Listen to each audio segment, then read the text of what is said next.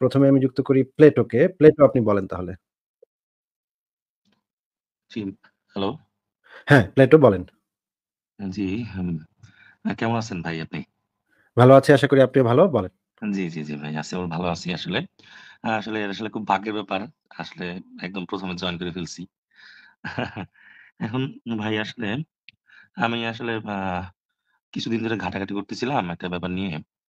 আ আপনার হচ্ছে আ আপনার আরবে যে আরো আস আস আসলে মক্কা ব্যতীত যে আসলে আরো ৩ টা আর ৩ টার মতো কাবা ছিল। হ্যাঁ? তো আমি হ্যাঁ, আসলে হ্যাঁ। মানে আ কি বলবো আসলে আমি আসলে ব্যাপারটা সম্পর্কে আপনার কাছ থেকে আরেকটু কিছু জানতে চাচ্ছি বা আমি আসলে জানতে চাচ্ছি এই সম্পর্কিত আসলে কোথা থেকে বা আমি আরো একটু বেশি ধারণা পাবো আরকি। আপনার এটা উম জি, হ্যাঁ, আমার একটা লেখা আছে। আ অ সেই লেখাটার ভিতরে আপনি দেখতে পাবেন মোহাম্মদ যখন ক্ষমতাপ্রাপ্ত হয়, তখন জি। বেশ কয়েকটা আ মন্দির মানে ওদের সাথে কোনো সমস্যা ছিল না মোহাম্মদের। জি, দূর-দূরান্ত পর্যন্ত মোহাম্মদের সাথে কোনো গ্যাঞ্জাম ছিল না তাদের। মোহাম্মদ জি। লোকজন পাঠায় তাদেরকে মেরে ফেলে। তাদেরকে হত্যা করার হুকুম দেয়। খালিদ বিন ওয়ালিদকে বলে যে, "যাও আচ্ছা। তোমরা গিয়ে খুন করে আসো, ওদেরকে মেরে আসো।" এই জিনিসটার বর্ণনা আমরা পাই একদম সহিহ হাদিস থেকে যেই সিরাত গ্রন্থটা লেখা হয়েছে আল রাহিকুল মাকতুম। সেইখানে সেই আল মূর্তিগুলা যে রাহিকুল ধ্বংস করা হয়, মাকতুম। জি, সেই মূর্তিগুলার ভিতরে একটা মানে উপাসনালয় ছিল ইয়ামিনী কাবা, হ্যাঁ? ইয়ামিনী কাবা জি, বলতো এটাকে। ইয়ামিনী কাবাব। হ্যাঁ, আমি আপনাকে দেখাচ্ছি। এই লেখাটা আপনি পড়তে পারেন। এই লেখাটা হচ্ছে আ ধর্ম অবমাননা, সাম্প্রদায়িকতা এবং মূর্তি ভাঙার সুন্নত। এখানে নবীর মূর্তি ভাঙার নির্দেশ এই চ্যাপ্টারে যদি আপনি যান জি, তাহলে দেখবেন এখানে একদম সরাসরি বই থেকেই দেয়া আছে। আমরা তাহলে এই জিনিসটা একটু পড়ে দেখি এখানে আসলে কি বলা হচ্ছে। আর রাহিকুল মাকতুম তো অত্যন্ত বিখ্যাত একটা পুরস্কারপ্রাপ্ত একটা মানে সিরাত গ্রন্থ। এটা নিয়ে তো নিশ্চয়ই কারো কোনো সন্দেহের অবকাশ নাই। এখানে সন্দেহ নাই আসলে কোনো। যে জি, জিনিসগুলো আছে, এটা একটা পুরস্কারপ্রাপ্ত অ মা মা পাকিস্তানের একজন বিখ্যাত আলেম আ জি। শফিউর রহমান মোবারকপুরী এই মানে সিরাত গ্রন্থটা লিখেছেন এবং সৌদি আরবের সবচাইতে সেরা আ সিরাত গ্রন্থের পুরস্কারও এই ব্যক্তি পাইছে এই ইয়াটা লেখার জন্য। তো এইখানে আমরা দেখতে পাই, দেখেন এখানে রাসূলুল্লাহর মক্কায় অবস্থান ও এবং কর্ম। এখানে বলা হচ্ছে রাসূলুল্লাহ মক্কায় ১৯ দিন অবস্থান করেন। উল্লেখিত সময়ের মধ্যে তিনি ইসলামের পুনরুজ্জীবন প্রক্রিয়ায় তৎপর থাকেন এবং মানুষকে হিদায়াত ও তাকওয়ার আদেশ দিতে থাকেন।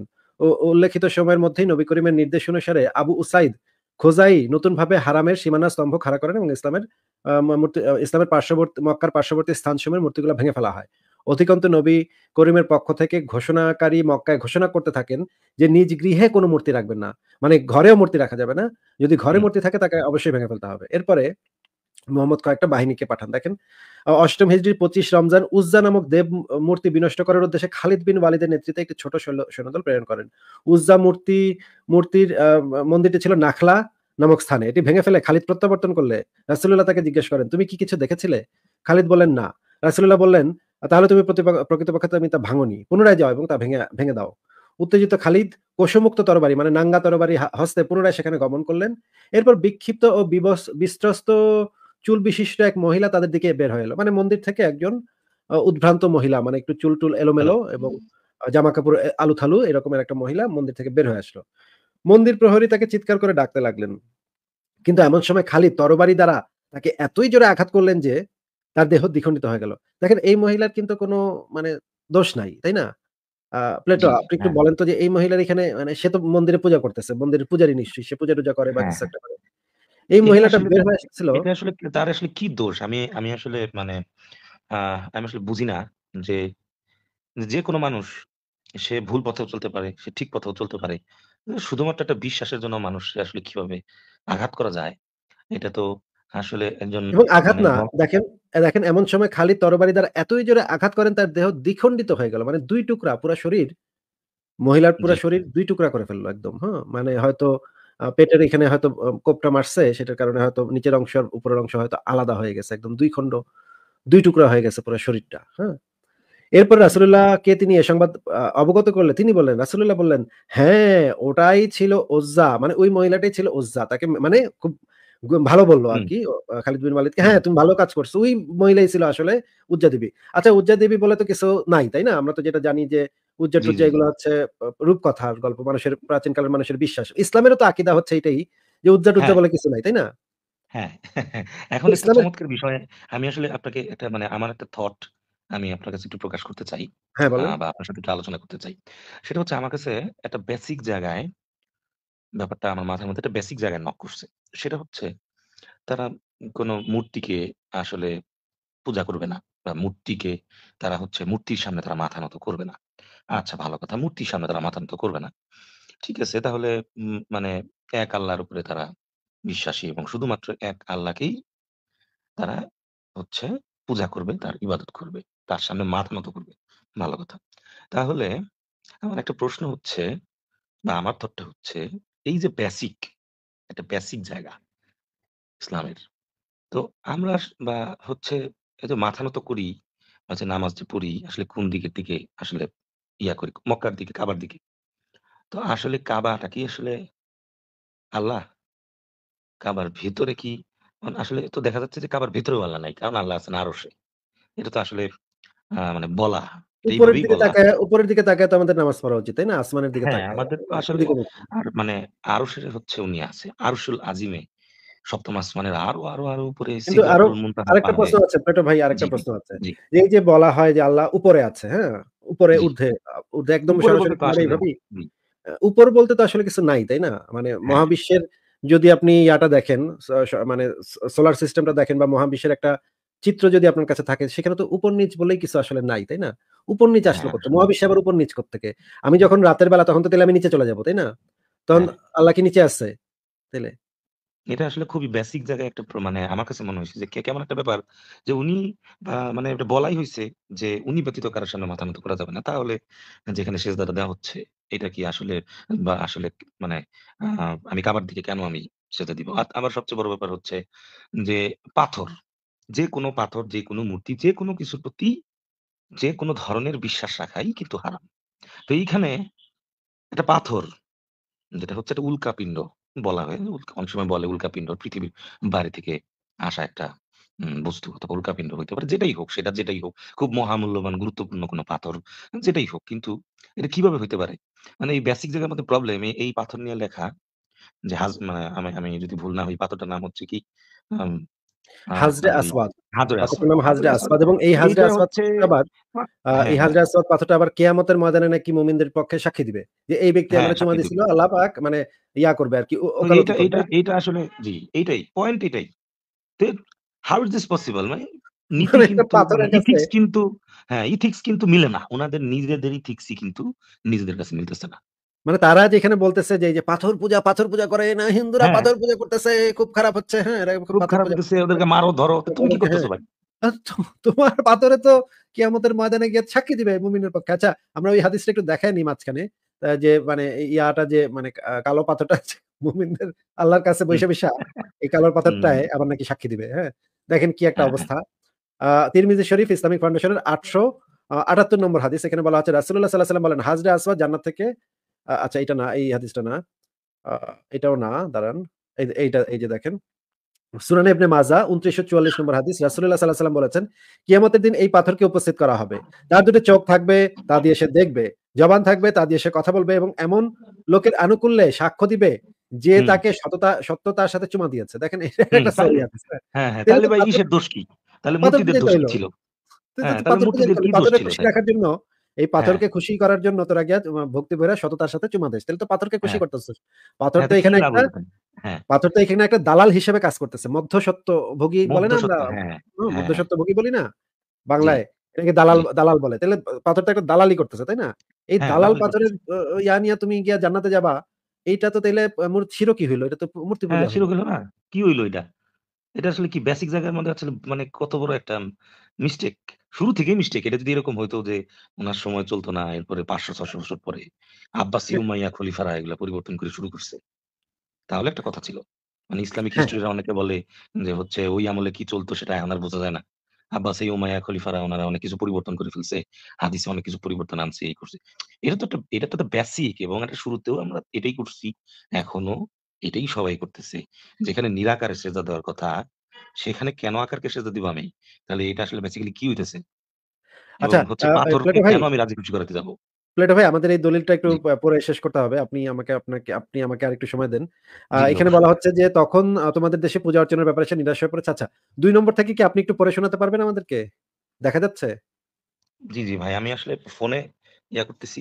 আমি আচ্ছা ঠিক আছে আমি পড়ে শোনাচ্ছি। হ্যাঁ, এরপর জি, জি। নবী করিম সে মাসেই আমর ইবনুল আসকে সোয়া নামক বেদ মূর্তি ভাঙার জন্য প্রেরণ করেন। এই মূর্তি ছিল মক্কা থেকে ৩ মাইল দূরত্বে রেহতা নামক স্থানে বনু হুযাইল তখন প্রহরী একটি দেবমূর্তি। তখন এখানে দেখেন কি হচ্ছে। প্রহরী এসে জি, প্রহরী জিজ্ঞেস করলেন, "তোমরা কি চাও?" তিনি বললেন, "আল্লাহর নবী এই মূর্তি ভেঙে ফেলার জন্য আমাদের নির্দেশ প্রদান করেছেন।" সে বলল, "তোমরা এই মূর্তি ভেঙে ফেলতে পারবে না।" আমর বলল, "কেন?" সে বলল, "প্রাকৃতিক নিয়মেই তোমরা বাধাপ্রাপ্ত হবে।" আমর বললেন, "তোমরা এখনো বাতিলের উপরেই রয়েছ? তোমাদের উপর দুঃখ এই মূর্তিটি কি দেখে কিংবা শোনে?" অতঃপর মূর্তিটির নিকট গিয়ে সে তা ভেঙে ফেলেন এবং সঙ্গী সাথীদের নির্দেশ প্রদান করলেন ধন ভাণ্ডার গৃহটি ভেঙে ফেলতে। কিন্তু ধন ভাণ্ডার থেকে কিছুই পাওয়া গেল না। অতঃপর তিনি প্রহরীকে বললেন, "বলো কেমন হলো?" সে বলল, "আল্লাহর দিন ইসলাম আমি গ্রহণ করলাম।" মানে ওই লোকটা ভয়ে শেষমেশ মূর্তি-টূর্তি ভাঙতে দেইখা বলল, "ভাই আমার মাফ করে দেন ভাই, আল্লাহর দিন হ্যাঁ, আমি গ্রহণ করছি।" হ্যাঁ? আচ্ছা এইটাই ৩ কিন্তু নম্বরে আসলে বেসিক্যালি। ৩ নম্বরে বলা হচ্ছে এই মাসেই সাদ ইবনে যায়েদ আশহলী এর নেতৃত্বে ২০ জন ঘোড়সওয়ারি সৈন্য প্রেরণ করেন মানাত দেবমূর্তি ধ্বংসের জন্য। এখানে মানাত দেবীর মূর্তি ছিল। তারা বলল, "মানাত দেব মূর্তি ভেঙে ফেলার যে উদ্দেশ্যে আমরা এখানে এসেছি।" সে বলল, "তোমরা জানো এবং তোমাদের কার্য জানে।" সাদ মানাত মূর্তির দিকে অগ্রসর হয়ে একজন উলঙ্গ কালো বিক্ষিপ্ত চুল বিশিষ্ট মহিলাকে বেরিয়ে আসতে দেখলেন। এখানেও দেখেন একজন কালো এবং হ্যাঁ, বিক্ষিপ্ত হ্যাঁ, চুল হ্যাঁ। বিশিষ্ট মহিলা বেরিয়ে আসতে নিতেছিল এই মূর্তির মানে মন্দির থেকে। সে আপন হুম, বক্ষ চাপড়াতে হায় রব উচ্চারণ করছিল। প্রহরী তাকে লক্ষ্য করে বলল, "মানত, তুমি এই অবাধ্যদের ধ্বংস করো।" কিন্তু সে সময় সাদ তরবারির আঘাতে তাকে হত্যা করলেন। এই মহিলাকেও সাদ হত্যা করলেন। অতঃপর মূর্তিটি ভেঙে টুকরা করে দিলেন। ধন-ভাণ্ডার, ধন-দৌলত কিছুই পাওয়া গেল না। উজ্জা নামক দেবমূর্তি ভেঙে ফেলার পর খালিদ বিন ওয়ালিদ প্রত্যাবর্তন করলেন। হুম, এখানে হুম। দেখেন এখানে আরো কাহিনী। অনেক আ আসলে হ্যাঁ, এখানে আরো ভয়ংকর কাহিনী।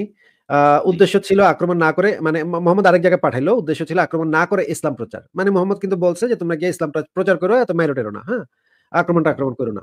খালিদ কি করল? মুজাহির, আনসার এবং বনু সোলাইম গোত্রের ৩৫০ লোকজন সহ বনু জাজিমার নিকট গিয়ে ইসলামের দাওয়াত পেশ করেন।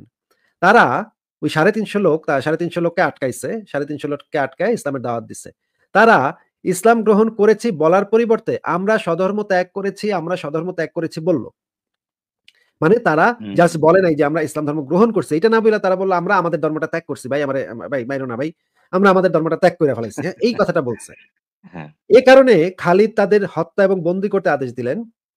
তিনি সঙ্গী সাথীদের একেকজনের হস্তে একেকজন বন্দী সমর্পণ করলেন। অতঃপর এ বলে নির্দেশ প্রদান করলেন যে, প্রত্যেক ব্যক্তি তার নিকটে অর্পিত বন্দীকে হত্যা করবে। কিন্তু ইবনু ওমর এবং তার সঙ্গীগণ এই নির্দেশ পালনে অস্বীকৃতি জ্ঞাপন করলেন। অতঃপর যখন নবী এর খিদমতে উপস্থিত হলেন তখন দেখেন জি, এইখানে মানে একেকজন লোককে দিয়ে মানে শুধুমাত্র দোষটা কি ছিল? তারা ইসলাম গ্রহণ করেছে এটা বলে নাই। বলছে আমরা স্বধর্ম ত্যাগ করেছি এটা বলছে দেইখা করেছি। এইটুকুই কিন্তু ৩৫০ বলেছে। লোককে বাইন্ধা বন্দী করে হুম, তাদেরকে মেরে ফেলা হইল। হুম? হ্যাঁ, হ্যাঁ।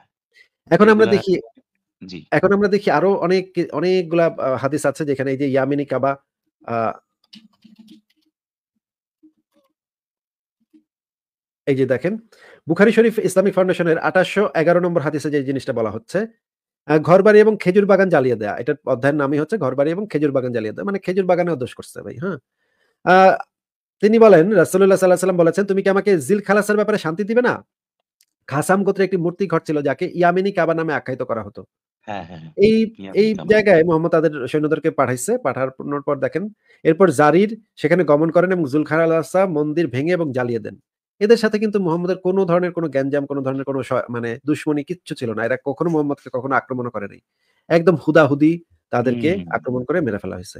এই রকমের আসলে অসংখ্য দলিল আছে আমার কাছে অসংখ্য যেগুলা দলিল আছে আসলে অসংখ্য। তো ১ টা হ্যাঁ, ২ টা এবার হইলেও আপনি আসলে বলেন। কনফিউজিং। আসলে আমি মানে অনেকদিন ধরে চিন্তা ভাবনা করছি এগুলো নিয়ে। এখন আমি মোটামুটি আসলে আস্তে ধীরে পরিষ্কার হচ্ছি এবং আমি যে বুঝলাম যে বেসিক জায়গাগুলোতে প্রবলেম। বেসিক মানে একদম যে পয়েন্টটা থেকে প্রচার করা শুরু হইছে। যদি কোয়েশ্চেন করা হয় ঠিকভাবে তাহলে ওই পয়েন্ট গুলোই কিন্তু মানে ঠিক থাকতেছে না। ওই পয়েন্টটি ঠিক নাই। সো আসলে মানে এটাই আমি আপনার কাছে আসলে জানতেও চাচ্ছিলাম। মানে কোথায় আপনার লেখাগুলা আপনার কাছ থেকে শুনে আসলে আরেকটু পরিষ্কার হইলাম। কারণ আমি আসলে করতে পারতেছিলাম না, খুঁজে পাচ্ছিলাম না বা আরেকটু পরিষ্কার হওয়ার দরকার ছিল আপনার কাছে। তো আরো ইনফরমেশন গুলো আমি পাইলাম আরকি। আসলে আচ্ছা। এটাই আসলে অনেকটা আসলে মানে আমি এখন আসলে অনেকটা পরিষ্কার। উনার মানে থট প্রসেস টা আসলে কেমন ছিল। দেখেন আরেকটা ব্যাপার হচ্ছে যে মার্টিন লুথার কিং সহ আব্রাহাম লিঙ্কন সহ আরো অনেক বড় মানুষ কিন্তু দাসপ্রথার বিরুদ্ধে লড়াই করছে। তো এইটা তো আসলে একটা মানবিক জিনিস না। তো কি দরকার ছিল? এটা তো আসলে কোনো দরকারই ছিল না। মানে মানে এটা কিন্তু কোনো দরকারই ছিল না।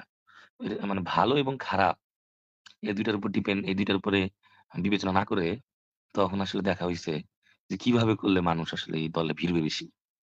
সেটা ভয় দিয়ে হোক, সেটা লোভ দিয়ে হোক, সেটা মানুষরে হচ্ছে মানে ভোগ করার রাস্তা খুলে দিলে হোক। এটাই আসলে আমি এগুলো ছাড়া আসলে এখানে আসলে কিচ্ছুই দেখি না আর। কিন্তু মজার ব্যাপার হচ্ছে প্লেটো ভাই, আবার তারা আবার বলে কোরআনের একটা আয়াত আছে, জর জর দিন তার তার, ধর্মে কোনো জোর জবরদস্তি নেই।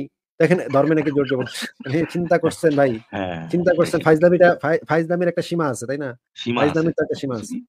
সবকিছুরই একটা সীমা আছে। সীমা অতিক্রম তো এমনভাবে করছে, এটার আসলে কোনো লিমিট নেই আসলে। কারণ শোনেন আমরা আসলে যে জায়গায় থাকি বা যে পরিবেশে আছি, আসলে দিন, দিন যত যাচ্ছে তত আসলে মানে আমার কাছে মনে হয় যে মানুষ যে স্বচ্ছ চিন্তা করবে যেকোনো কিছু একটা নিয়ে, মানে তার চিন্তার শক্তি নষ্ট হয়ে গেছে অলরেডি। মানুষ যদি এইসব জিনিস দেখে এবং তারপরে মনে করে নেয় যে এগুলা আসলে না এগুলাই করব ভয়। না লেখা আছে। আমার আসলে এটাই করতে হবে। লেখা আছে। এইটাই লেখা আছে। সো এর উপরে আসলে আর কোন কথা নাই।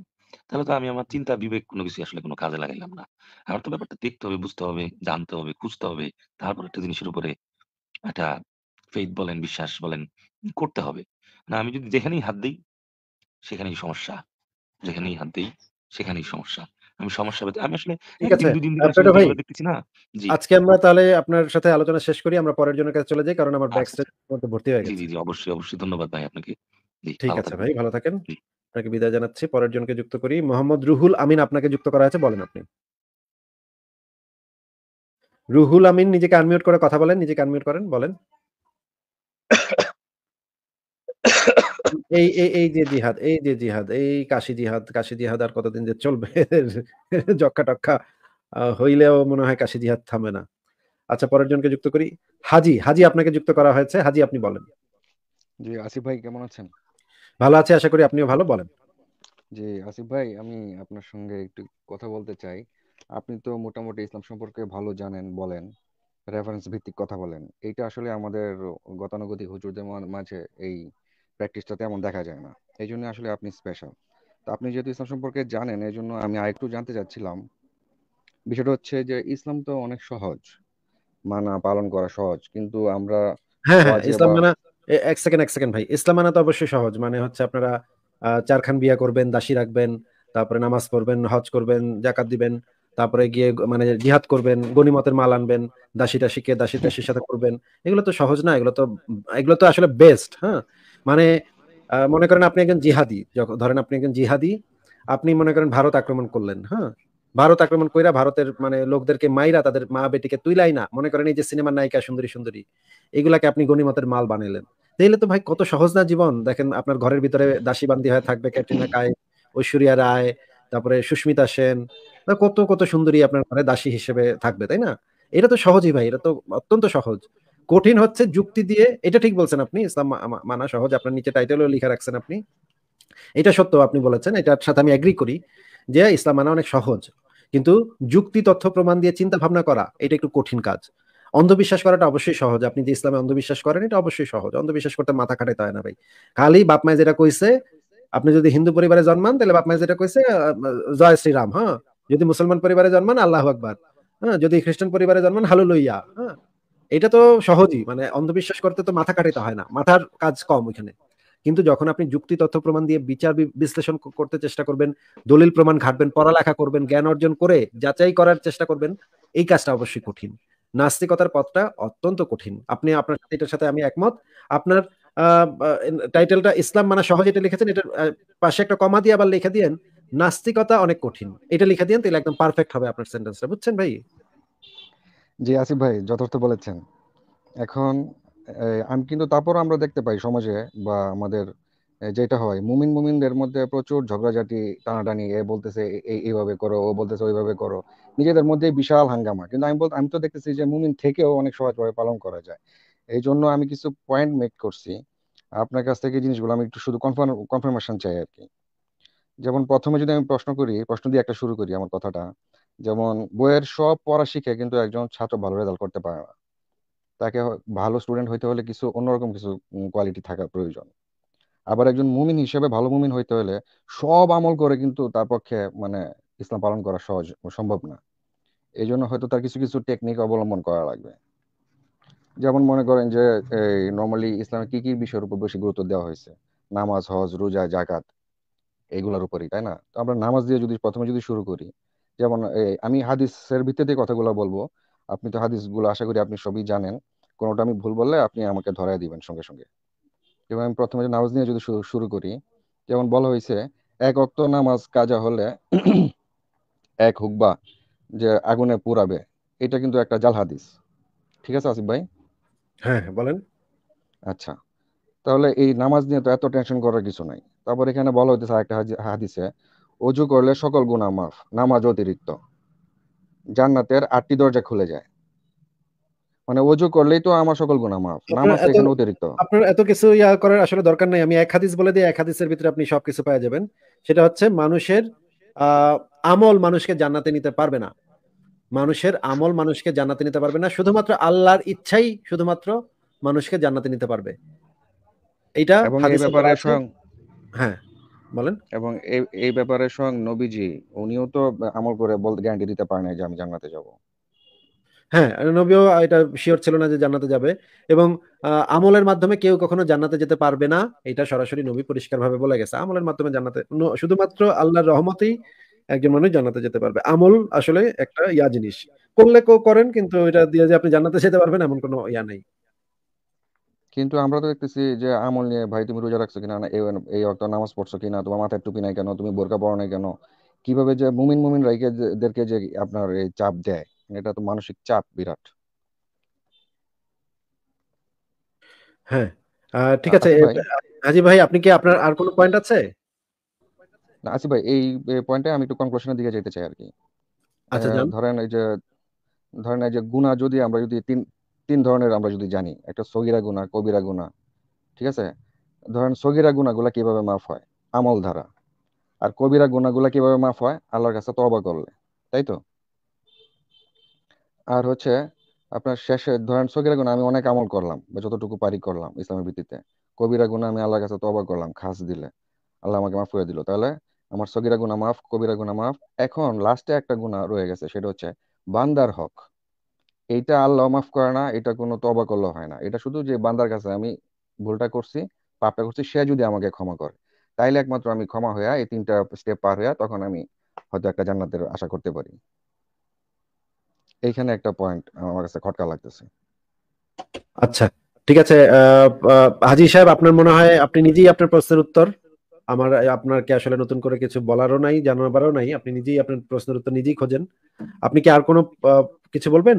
আচ্ছা ভাই, লাস্ট একটা হাদিস এখানে বলা হইতেছে যে সকল মানুষ আগে জাহান্নামে যাবে, পরে জান্নাতে। এইটা দ্বারা কি কি এটা বুঝবো কই আমরা? কই আছে? এটা কোথায় আছে? কত নম্বর এটা হাদিসে? রেফারেন্স তো আমি আপনাকে এখন দিতে পারবো না, আমি পরে দিতে পারবো আর কি। সকল এটা মানুষ আগে আপনার, জাহান্নামে যাবে, এই রকমের কোনো হাদিস তো হ্যাঁ, আমি পাইনি। মুসলমান বিধর্মী সকল মানুষ আগে যাবে হচ্ছে জাহান্নামে, তারপরে যাবে হচ্ছে জান্নাতে। এরকম একটা হাদিস পাইছি আমি, ইংলিশে লেখা, বাংলা ট্রান্সলেট করা নাই। আচ্ছা, এটা কোন গ্রন্থের? আমি ডিটেলসটা আমি আসলে আপনার সাথে অনলাইনে যুক্ত আছি, তো আমাকে বের হয়ে দেখে পরে আপনাকে হয়তো আমি মেসেজ করতে আচ্ছা, পারবো। পেলে আপনি আমাকে একটা মেল করে দিয়েন। হ্যাঁ, info@সংশয়.com এ মেলটা করে দিয়েন আপনি হাদিসটা পেলে। ঠিক আছে? ওকে ওকে, ঠিক আছে ভাই। আচ্ছা, ভালো থাকেন তাহলে। Thank you. বিদায় জানাই। হ্যাঁ, ওকে, ভালো আচ্ছা, থাকেন, বাই। ঠিক আছে। পরের জনকে দেখি, পরের জনকে যুক্ত করি। আহ, আচ্ছা, এই রায়হান অনেকগুলো আইডি দিয়ে যুক্ত হচ্ছে। রায়হান, আপনি হ্যালো রায়হান, আপনার পেছন থেকে অনেক সাউন্ড হচ্ছে। আপনি একটু হ্যালো না, আপনি একটু আগে নির্জনে যান, তারপরে কথা বলতে পারবেন। আগে একটু নির্জনে যান। পেছন থেকে অনেক সাউন্ড হচ্ছে। এত সাউন্ডের ভিতরে কথা বলা যাবে না। আপনি একটু আগে নির্জন জায়গায় যান। হ্যাঁ, জি জি এবার এখন হ্যাঁ, এবার ঠিক আছে, বলেন। হ্যাঁ, না আমি বারবার অনেক আইডি না ওই আমি অটো আমাকে কেটে দেওয়া হচ্ছে বুঝতেছি না বারবার অটো কেটে দেয় আচ্ছা, এই বলেন। থেকে। আচ্ছা ভাই ওই জমজমের পানির লেয়ারটা কমে না কেন? পানির লেয়ার কমে না কেন? অনেক জায়গারই পানির লেয়ার তো কমে না, তাই এটা এখানে সমস্যা কি? না আমাদের নদীমাতৃক দেশ, আমাদের এই লেয়ার কমে যাচ্ছে প্রতি বছর 10 মিটার করে ঢাকায়। আর জমজমের পানি এত ডিমান্ড, এটা দিয়ে শেষই হয় না। অনেক জায়গায় আপনি একটু নেটে সার্চ করেন, পৃথিবীর বহু জায়গাতে বহু পানির মানে ধারা আছে যেগুলো কমে না। যেগুলা একই রকম থাকে বছরের পর বছর, আরো 1000 বছর ওইটা পানি দিতে পারবে। একটু নেটে সার্চ মরু আচ্ছা গুগল সার্চ করতে পারেন, তাই না? হ্যাঁ হ্যাঁ গুগল সার্চ মানে করতে পারেন। মরুভূমিতে এই বিষয়টা আমাকে তো অবাক লাগছে আর কি। মরুভূমি তো আছে, এটা অন্যান্য জায়গাতেও আছে, বিভিন্ন জায়গাতেই আছে, প্রচুর সংখ্যক আছে যেখানে পানির যে ফোয়ারা সেটা বহু বছর ধরে চলতেছে, 1000 বছর ধরে চলতেছে, আরো 2-3000 বছর চলবে, ওইখানে শেষ হবে না। আচ্ছা ওই পানির ফ্লো কখনো শেষ হবে না। অবাক ব্যাপার। আচ্ছা ভাই, সংশয় দেখলাম 2 বছর ধরে কিছু লেখেন না। আপনি যদি গুগল সার্চ কি করতে পারেন? জি জি পারি, আমি করে দেখবো না ব্যাপারটা। আচ্ছা, তাহলে করে ভালো করে দেখে তারপরে দেখবেন, আবার পরীক্ষা করে দেখবেন যে সেগুলো আসলেই সেরকম পানির ধারা আসলে আছে নাকি। আমি গত বছর ক্রোয়েশিয়াতে গেছি, ক্রোয়েশিয়াতে এরকম একটা পাইছি, ক্রোয়েশিয়াতে নিজেই দেখে আসছি। তো আপনি মানে এটা কেমন হইলো? আচ্ছা, ধরে নিলাম যে পানির ধারা কমে না, এটা দ্বারা আপনি কি বুঝাইতে চাইলেন, যে এটার দ্বারা কি প্রমাণ হয় আল্লাহ আছে? না না, সেটা আমি বলিনি, আল্লাহর কথা আমি বাদ দিয়ে দিচ্ছি। তারপর আমাদের নদীমাতৃক দেশেই কমে যাচ্ছে, আর এটা একটা মরুভূমির বুকে আশ্চর্য ব্যাপার আর কি। নদীমাতৃক দেশে তো বিভিন্ন কারণে কমছে, এবং সেটার তো আছে, এবার যেমন ভারত আমাদের পানি ঠিকভাবে দিচ্ছে না, এগুলা কি জানেন আপনি? ফারাক্কা বাঁধ যে আছে, এখানে যে পানি আমাদের কিভাবে বাংলাদেশে পানি ঠিকভাবে ফ্লো হতে দেওয়া হয় না, ওইখানে যে তারা পানি সেটা আটকে রাখে, এগুলা শুনেছেন তো? জি অবশ্যই শুনছি, যে 12,000 কোটি টাকার চীনের রাষ্ট্রদূত আসছিল তো গত সপ্তাহে। আচ্ছা, তাহলে তো আপনি জানেন, তাহলে আপনি আবার এগুলা মানে কেন মনে করছেন সেটা বুঝতে পারছি না। হ্যাঁ, নদীর ফ্লো কমে যেতে পারে, একটা সময় নদীর ফ্লো কমে যেতে পারে, কিন্তু নদী সাধারণত অনেক বছর থাকে, নদীর ফ্লো সাধারণত অনেক বছর থাকে। যখন একটা পাহাড় থেকে সেই নদীটা বের হয়ে আসে, তখন সেটার ফ্লো অনেক বছর থাকে। তা ঠিক আছে, কিন্তু ওটার ডিমান্ডটা আপনি একটু দেখবেন না, প্রায় 1000 বছর হয়ে গেছে, ওই জন্যই বললাম, অবাক লাগলো। আচ্ছা যাই হোক, ওই বিষয়ে বাদ। আচ্ছা ভাই, সংশয় দেখলাম যে গত 2 বছর যাবত কিছু লেখা হয় না, আপনার কি ইসলাম ব্যাপারে আর কিছু কি আছে যে জানার লাগবে, মানে মোটামুটি সব জেনে গেছেন এরকম? না, আমি লেখা হয় না কারণ আমি ব্যস্ত, এটা হচ্ছে 1 নম্বর কারণ। 2 নম্বর হচ্ছে যেই লেখাগুলো অলরেডি আছে সেই লেখাগুলা কি আরো রেফারেন্স গুলো আরো অ্যাড করা, সেই দিকে আমি মনোযোগ দিয়েছি। এখন আপনি দেখবেন এক একটা লেখার ভিতরে ঢুকলে দেখবেন লেখাগুলো অনেক বড়, বিরাট লেখা এক একটা।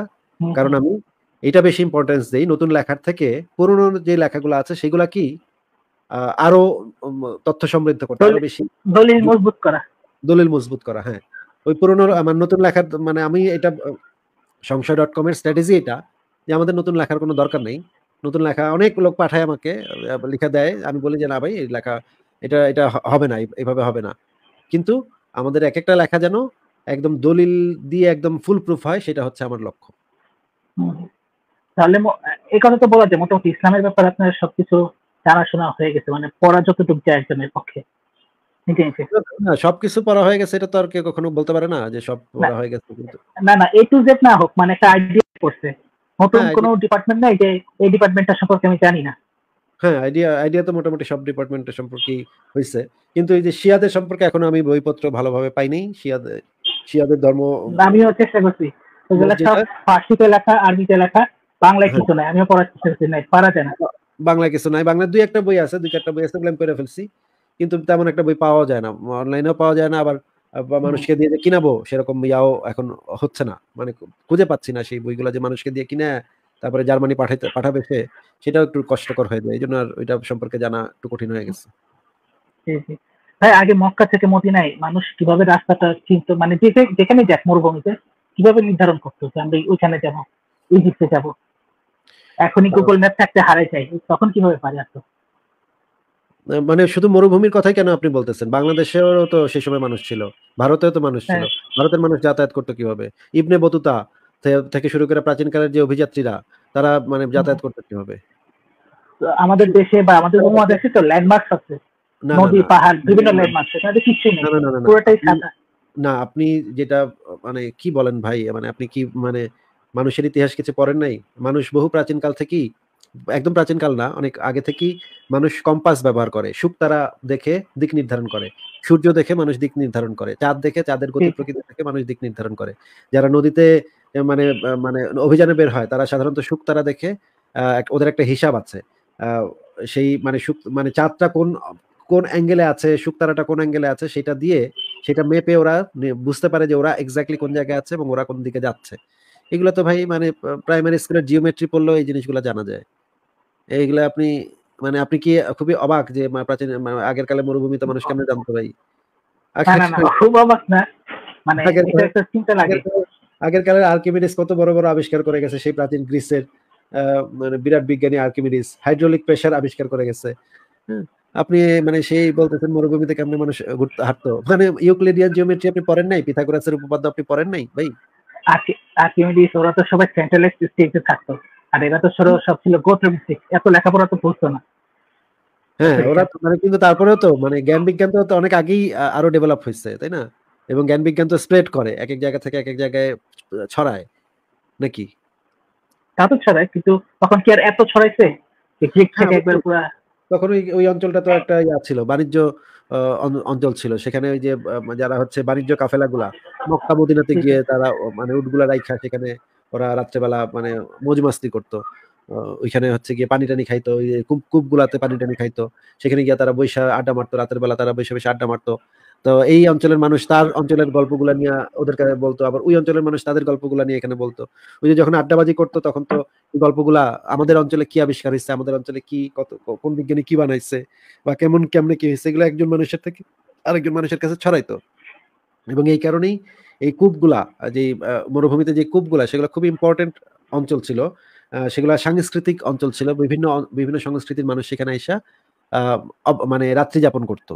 এবং সেখানে একটা ব্যবস্থাও ছিল যে এখানকার যারা অধিবাসী তারা তাদেরকে কিছু টাকার বিনিময়ে তারা তাদেরকে বাসায় থাকতে দিত, অতিথি হিসেবে থাকতে দিত, খাইতে দিত, ইয়া করতো। আপনি দেখেন আলিবাবা 40 চোর, এই যে আরব্য রজনীর যে ইয়াগুলো আছে সেই গল্পগুলো পড়েন, সেগুলোর ভিতরে আপনি দেখবেন ওই অঞ্চল থেকে বাণিজ্য কাফেলা আসছে, একজন গিয়া তাদেরকে বলতেছে আমার বাসায় তোমরা অতিথি হও, আসো আমার বাসায় অতিথি হও। তখন অতিথি করে নিয়ে যাচ্ছে। সেই অঞ্চলের লোকরা তাদের গল্প বলতেছে, তাদের অঞ্চলে কি কি হয়েছে, নতুন কি কি ঘটছে, তাদের রাজা কি কি করছে, তাদের রানী কি কি করছে। এগুলো মানে মানে ইতিহাসের বইটি পড়লেই তো আপনি জানতে পারবেন। অনেক কিছু তো জানলাম। প্যালেস্টাইনে যে হামলা হলো, পৃথিবীতে কি ভাই কোনো জিন টিম নাই যে দেশপ্রেমিক বা ইমানি টিম যে মিলিটারি সিক্রেট গুলো পাস করে দিবে? কথা বুঝতে পারছি না। আমি বললাম যে প্যালেস্টাইনে যে হামলাটা হলো, প্যালেস্টাইনে কোথায় হামলা হলো? গাজাতে কোথায় হামলা হলো? আমি তো জানি যে হামাস ইসরায়েলের উপর হামলা করছে প্রথমে। হ্যাঁ ভাই, রায়হান ভাই, আমি তো যতদূর জানি হামাস প্রথমে ইসরায়েলের বেসামরিক নাগরিকের উপর আক্রমণ করছে। রায়হান, আপনাকে জিজ্ঞেস করছি। হ্যালো, হ্যাঁ রায়হান, আপনাকে জিজ্ঞেস করছি। আমি তো যতদূর জানি হামাস হচ্ছে গিয়ে আকবারায় ইসরায়েলের বেসামরিক জনগণের উপর আক্রমণ করছে, তাদেরকে জিম্মি করছে, তাদেরকে বন্দী করে নিয়ে গেছে, গনিমতের মাল বানাইছে তাদেরকে। হ্যাঁ, কথা আমি একমত আপনার সাথে। তাহলে আপনি বললেন গাজায় কি ইসরায়েল আক্রমণ করছে আগে? না, আমার কথাটা ভুল হয়েছে, সরি। হামাস আগে অ্যাটাক করছে ইসরায়েলে, ঠিক আছে? এবং তাদের ইসরায়েলে না বেসামরিক জনগণের উপর আক্রমণ করছে, যারা ঠিক আছে, যারা ওইখানে কোনো ধরনের ইসের সাথে যুক্ত না, সামরিক বাহিনীর সাথে যুক্ত না, তারা ওইখানে উৎসব করতেছিল। হ্যাঁ ঠিক আছে। সব আমি বলছিলাম যে পৃথিবীতে কি এমন কোন জিন নাই যে দেশপ্রেমিক বা ইমানি জিন যে ইসরায়েলের মিলিটারি সিক্রেটস গুলা হামাসকে দিবে, হামাস সেই সব জায়গায় অ্যাটাক করবে? সেটাতে থাকা উচিত। হ্যাঁ, জিনটিন থাকলে তো ভালোই হইতো। এরা জিনটিন পাঠায় ইসরায়েলের উড়াই দিত। সেনাবাহিনীকে উড়াই দিতে পারতো। এত সিভিল ক্যাজুয়ালিটিস আমার দরকার নেই, আমার যার সাথে শত্রুতা সেখানে অ্যাটাক করবো। হ্যাঁ ঠিক আছে রায়হান ভাই, আর কি কিছু বলবেন আপনি? না, এটাই চিন্তা করলাম, জিন থাকলে তো সবার আগে হামাসই ইউজ করতো, জিনও নাই আর হামাসও নেই। তার আগে বোধহয় আমার উপরে ইউজ করতো বাংলাদেশের মুমিনরা, যা আসিফ নজরুলের ঘাটটা ভেঙে দিয়ে। ভাই আপনার ওই যে মামলাটা হয়েছিল, ওই মামলার আপডেট কি? শাস্তি হয়েছে ওদের? জানি না যে ভাই, জানি না, বলতে পারি না। শাস্তি হয় নাই বোধহয়।